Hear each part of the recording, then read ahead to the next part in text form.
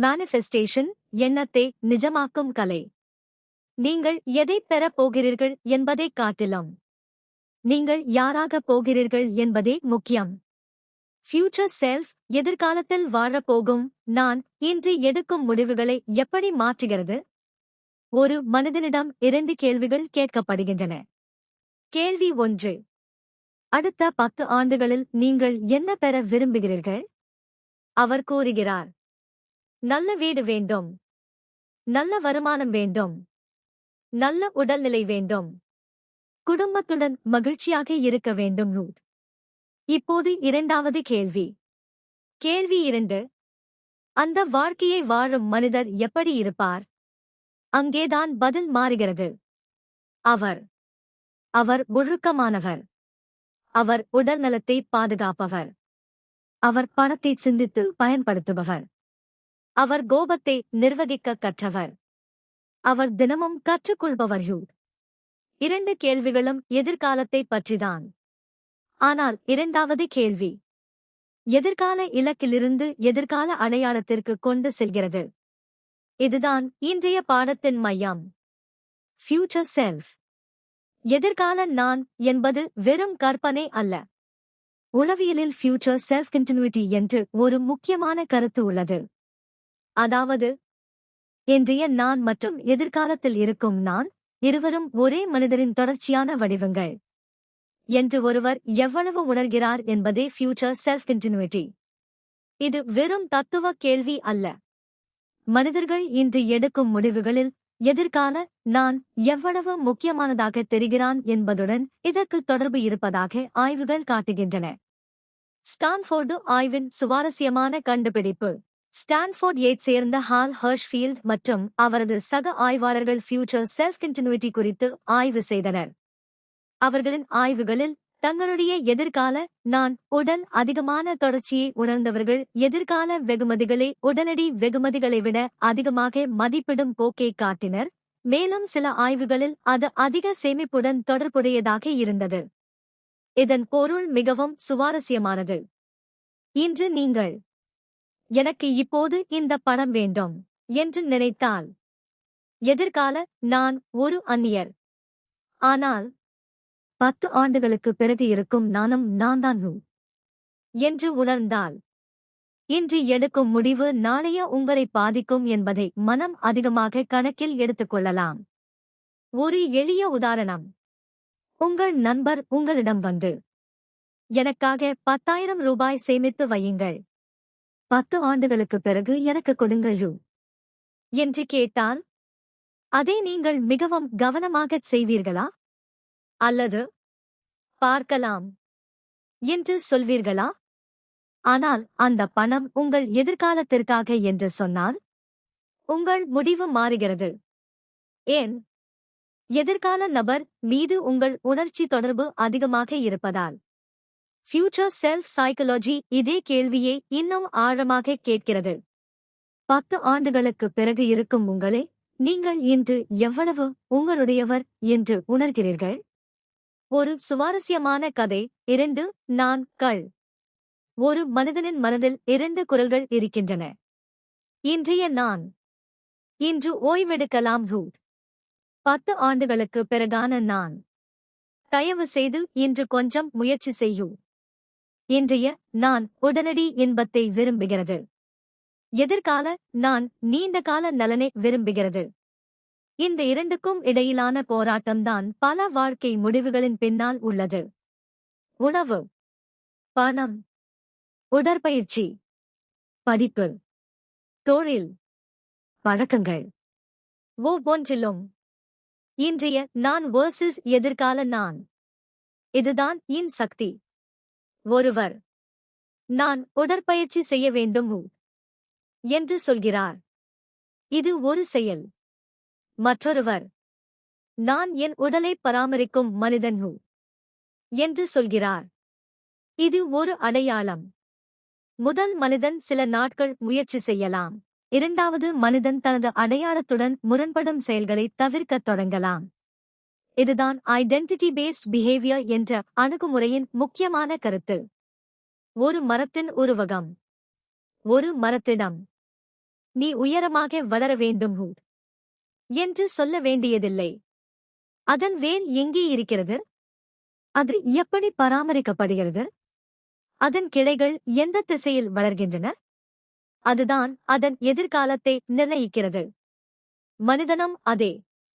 இலக்கு மரத்தின் உயரம். அடையாளம் வேர்கள். வேர்கள் வலுவாக இருந்தால் மரம் உயரமாக வளர முடியும். என் 15வது ரகசியம்.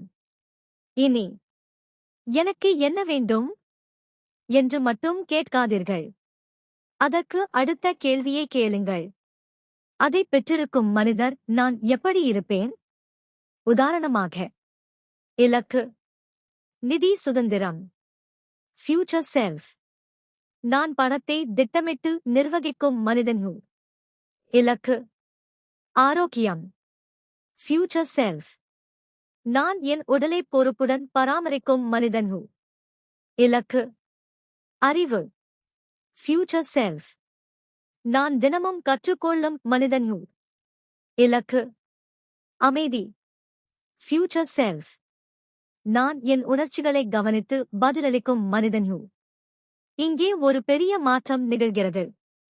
இலக்கு வெளியே இல்லை. இலக்கு நோக்கி நகரும் மனிதர் உங்களுக்குள் உருவாகத் தொடங்குகிறார். ஒரு புதிய ஆய்வின் சுவாரஸ்யமான தகவல்.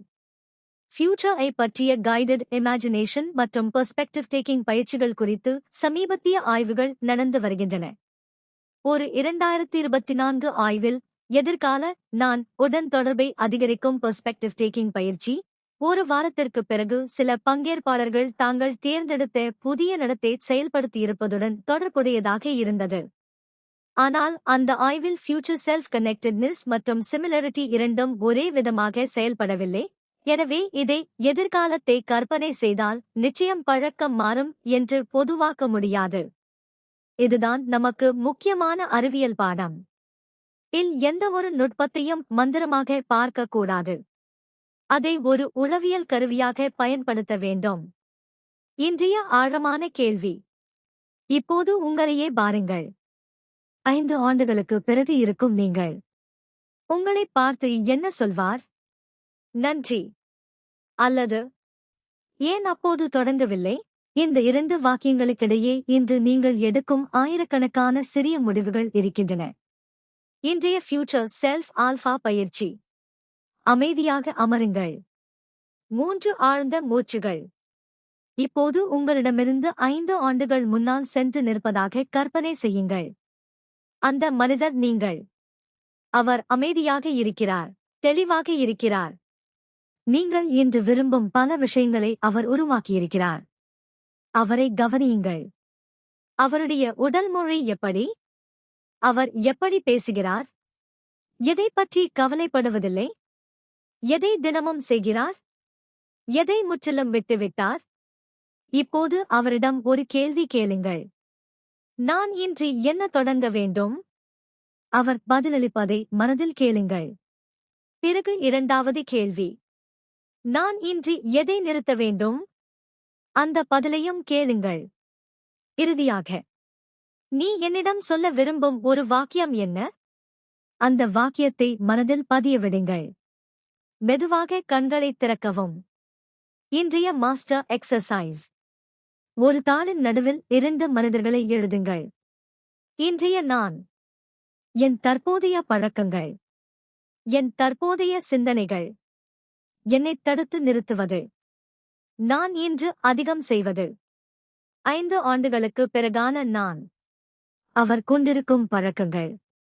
அவர் சிந்திக்கும் விதம். அவர் தவிர்ப்பவை. அவர் தினமும் செய்வது. அவர் முக்கியமாக மதிப்பது. இப்போது 2ற்கும் இடையில் ஒரு கேள்வி. அந்த 2 மனிதர்களையும் இணைக்கும் முதல் பாலம் என்ன?